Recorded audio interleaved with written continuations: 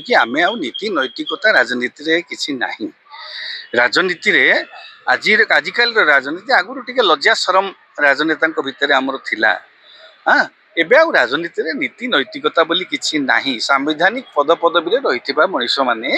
से माने कौनसी राजनैतिक समावेश को जीवाटा उचित नुह से आत्मसम्मान बड़ी मर्यादा जीवा उचित नुह जाऊँगी आज्ञा दलीय कार्यक्रम जोग दौरान जो विचारपति माने जाइकरी विभिन्न जगह जोग दौरान गोटे ये निर्दिष्ट इनक्लाइनेशन थिबा संगठन सभा जोग दौरान हाँ जिते माने विचार पूर्वतन मुख्य विचारपति जाइए जड़े बाबा को सब विभिन्न आज्ञा ये ना राजनीति रे अच्छी ना विचार व्यवस्था रे अच्छी ना मनुष्य भितर अच्छी आम समस्ते गोटे समाज रे गोटे नैतिक अधोपतन जो नैतिक स्खलन जो प्रक्रिया आरंभ होती सबू को कबलित कर तेणु राजनीति नीति नैतिकता आशा करवाटा मैडम बहुत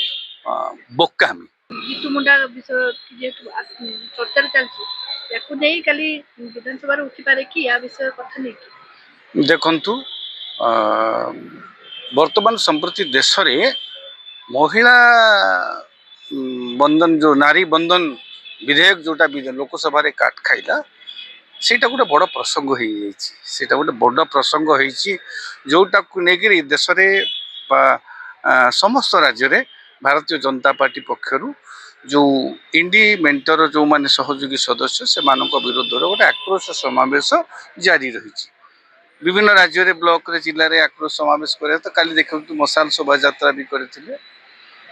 से माने जस्टिफाई करने को चाहूँगी जे एमाने होउछन्ते महिला विरोधी ये जो इंडी मेंटर सदस्य माने कांग्रेस समेत अन्य राज्य से माने महिला विरोधी किंतु बोली से माने उपस्थापित करने को चाहूँगी भारतीय जनता पार्टी चाहूँगी आउ से उद्देश्य रखिकी गोटे ऑन रेकर्ड गोटे डिस्कशन हम ये जो महिला बिल उपर जो विधानसभा दिनिकिया अधिवेशन डका यार अन्य कौन उपादेयता अच्छी कि नहीं तो भिन्न कथा किंतु राजनैतिक उद्देश्य या पछरे निहाती भाव में अच्छी तो जो जमिति हमर किन्नर मानकर से जो ता बिल तक पास हे परला और बहुत गुडे बिल पास हेतला ताकू से समय न करी ए समय काहे कि एटा को करू साधारण बिल और संवैधानिक संशोधन बिल भीतर फरक अछि अन्य सब बिल को आपण मेजोरिटी रे पास कर देबे किंतु संविधान संशोधन करने जदि कौन विधेयक आसे से आपंकर 2/3 सदस्यों समर्थन निहाती आवश्यक जो कि काट खाइला प्रसंग होउछि वर्तमान परिस्थिति रे जेते बेले देश रे सेंसस चली 2023 रे मध्य सेते बेले गोटे महिला बंधन नारी बंधन विधेयक गृहीत होइथला बोली निजे प्रधानमंत्री एक अंतर्जातीय समावेश रे कहिथिले एटा गोटे ऐतिहासिक आउ या द्वारा महिला मान अधिकार मिलिला कहिथिले किंतु एबे जो हठात गोटे सेंसस चली ता भितर एटा जो आसिला यार सामूहिकता को लेकर मध्य गोटे संदेह साधारण रे हबा स्वाभाविक एटा कोन एते जरूरी वर्तमान परिस्थिति रे थिला कि महिला नारी बंधन विधेयक को सामने रे रहिला पछरे रहिला डिलिमिटेशन बिलटा से डी विरोधी दलंकर आपत्ति होउची सेमान तो 2003 रे सर्वसम्मति क्रमे महिला बंधन नारी बंधन को विधेयक को समर्थन करथिले तार भी गेजेट प्रकाश पाइला नहीं 23 मसीह रु आज भितर गेजेट नोटिफिकेशन नहीं पारि नतला एबे जस्ट बिल आसीबार दिने 2 दिन पूर्व बा सेही दिन पूर्व दिन तार गेजेट नोटिफिकेशन हला सर सेते बेले कहा जाइथला जे आशा करा जाउथला 2024 रे नहले मध्य 2029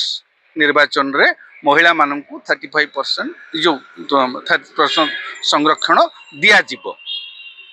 किंतु हठात एबे जो डिलिमिटेशन हेई नाही आपण गोटे संख्या कहउचंती गोटे संख्या दउचंती एतिकिटा सीट हबो हां विरोधींकर आपत्ति हला जे खाली महिला बंधन बिल आण आउथरे 2/3 पई आमे समर्थन करिबा जो 800 जो केते एते जो सब राज्यर सीट बढ़ी कि हबो से डिलिमिटेशन पई गोटे सघन वितर्कर आवश्यकता अछि आज्ञा डिलिमिटेशन गोटे छोटिया कथा नुहे आमे जदि जनसंख्या आधार रे डिलिमिटेशन करबा तेबे विभिन्न राज्य पाखापाखि दक्षिणात्य राज्यर जो माने आपणकर सेते बेले आमे दुई आमर दुई आमे दुई आमर एक एई जो स्लोगान रे से सचेतन से शिक्षित से जनसंख्या को नियंत्रण कले यह करबा द्वारा कौन हम से हुए तो से आशंका करुँच विरोधी दल माने दक्षिणात्य राज्यर जे आमे क्षतिग्रस्त हो पारू तो ये गोटे द्वंद्व रही लोक माने राजनैतिक दल भितर तेणु से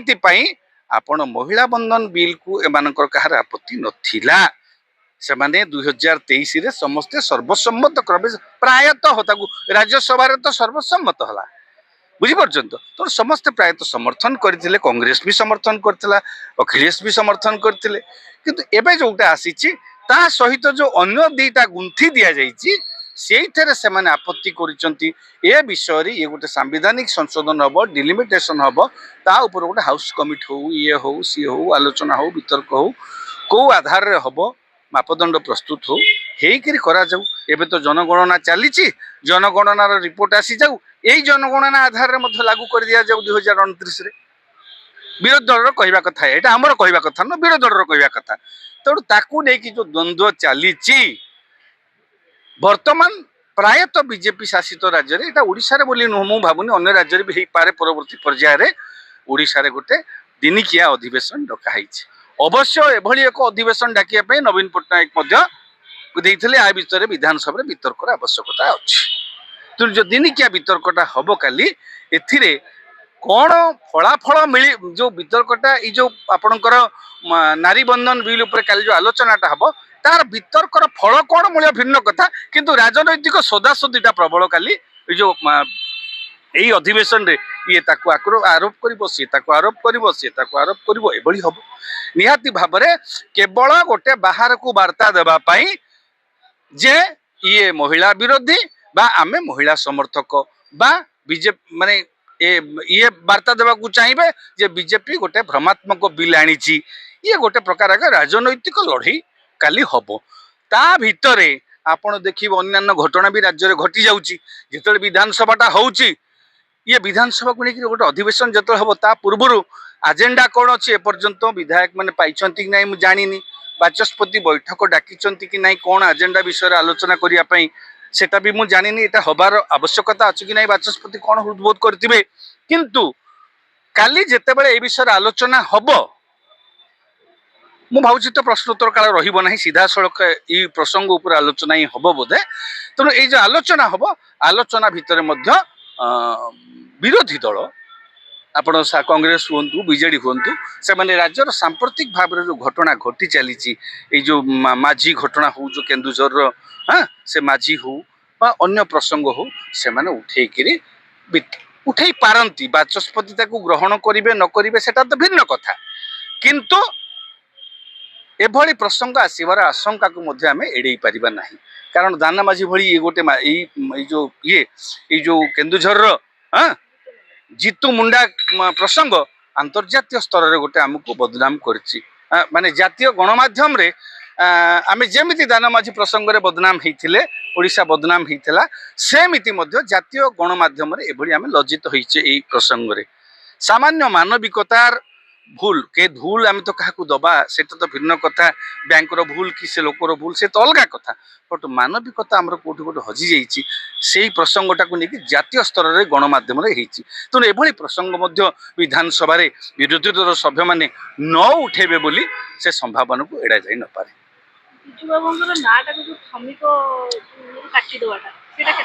हाँ से जो विजु श्रमिक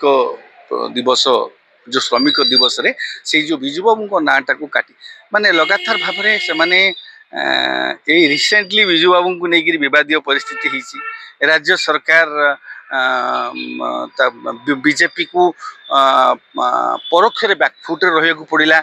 विजु बाबू प्रसंग रे से जो सांसदों विवादीय मंतव्य पाई हाँ बीजेपी मुख्यमंत्री को मध्य स्पष्टीकरण दबा पड़ा परोक्ष हाँ एभली परिस्थिति रे जतबेले समग्र राज्य रे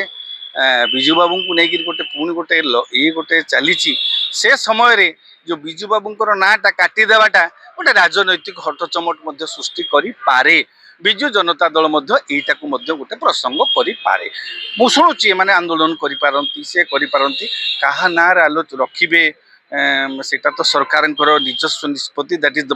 ପ୍ରେରୋଗେଟିଭ ଅଫ ଦି ଗଭର୍ଣ୍ଣମେଣ୍ଟ। ହଁ, ତେଣୁ ସେମାନେ କାହା ନାଁରେ ରଖିବେ ନ ରଖିବେ, ହେଲେ ୟାକୁ ନେଇକିରି ରାଜନୈତିକ ଝଡ଼ ସୃଷ୍ଟି ହବ ଏଇଟା ନିଶ୍ଚିତ ଭାବରେ। ଯେଉଁମାନେ ବିଜୁ ବାବୁଙ୍କର ଲିଗାସିକୁ ନେଇକିରି ଚର୍ଚ୍ଚା କରୁଥିଲେ ସେମାନଙ୍କର ଆଭିମୁଖ୍ୟ କ'ଣ ରହିବ, ସେମାନେ ୟାକୁ ନେଇକିରି କ'ଣ କରିବେ, ସେ ପ୍ରସଙ୍ଗ ବି ମଧ୍ୟ ଆପଣ ଯେଉଁ କହୁଛନ୍ତି ବିଧାନସଭାରେ ମଧ୍ୟ ସେଭଳି ଏଇ ପ୍ରସଙ୍ଗ ମଧ୍ୟ ଆସିପାରେ। ଯେତେବେଳେ ବିଜୁ ବାବୁଙ୍କୁ ନେଇକିରି ଆମେ ସମସ୍ତେ ଗୋଟେ ସମବେଦନା ଲହରୀ ଚାରିଆଡ଼େ ଛୁଟିଛି ଏବେ ରିସେଣ୍ଟ 15 ଦିନ ତଳେ ମାସେ ତଳେ ଏ ପ୍ରସଙ୍ଗ ଏମିତି ଘଟଣା ତଳେ ଘଟିଛି। ଆପଣ ସେ ଯେଉଁ ମୁଣ୍ଡା ଶ୍ରୀଯୁକ୍ତ ଯେଉଁ ଜିତୁ ମୁଣ୍ଡା ଆଉ ଯେଉଁ ଆପଣଙ୍କର ତା ସହିତ ଏ ପ୍ରସଙ୍ଗ ମଧ୍ୟ ଉଠିବ ବୋଲି ମୁଁ କହୁନାହିଁ। ଏଭଳି ପ୍ରସଙ୍ଗ ମଧ୍ୟ ଉଠେଇକିରି ବିରୋଧୀ ଦଳ ଶାସକଙ୍କୁ ପ୍ରଶ୍ନ କରିପାରନ୍ତି।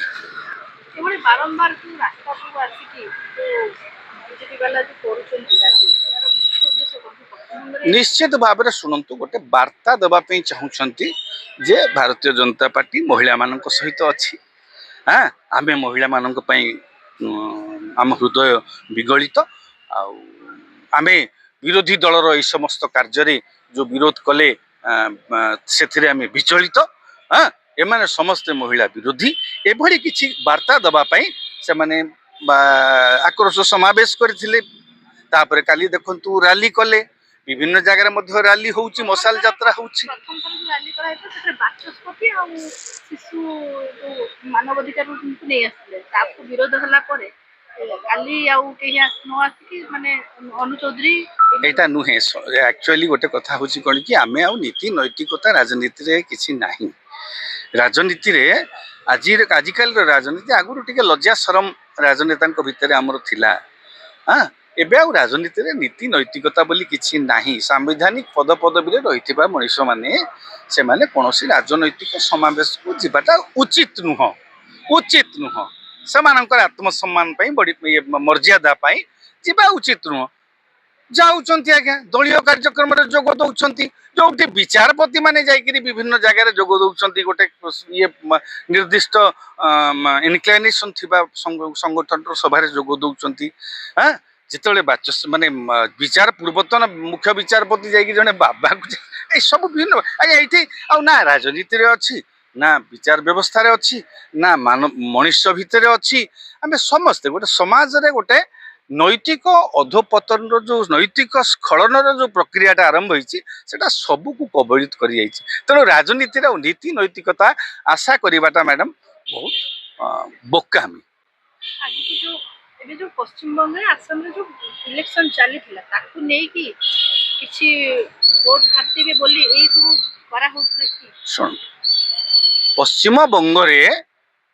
ନିର୍ବାଚନକୁ ଜିତିବା ପାଇଁ ଭାରତୀୟ ଜନତା ପାର୍ଟି, କେନ୍ଦ୍ର ସରକାର, ନିର୍ବାଚନ କମିଶନ